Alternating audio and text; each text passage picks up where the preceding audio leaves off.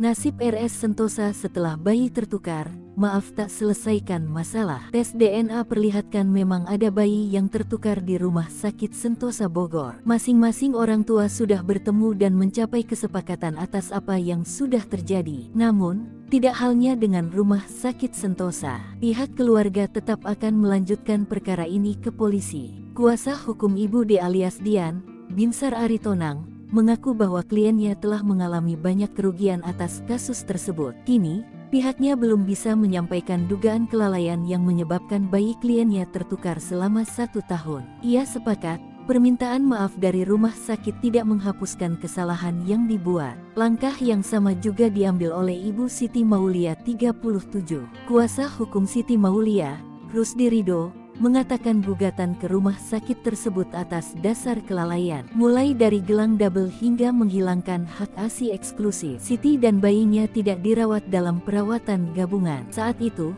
kliennya dipisahkan dengan bayi tersebut atau dalam hal ini tertukar sehari usai persalinan. Rusdi mengungkapkan, mediasi atau pertemuan Siti Maulia dengan Dian beserta kedua bayi laki-lakinya dilakukan 6 jam di ruang reskrim Polres Bogor. Polisi melakukan mediasi kepada kedua keluarga bayi tertukar untuk mencapai kesepakatan terbaik antar kedua ibu. Pihak keluarga sepakat menerima hasil tes DNA silang itu dengan kebesaran hati untuk disampaikan ke publik. Saat berada di ruangan itu, pihak RS Sentosa menyampaikan permohonan maaf kepada para korban atau kedua ibu bayi.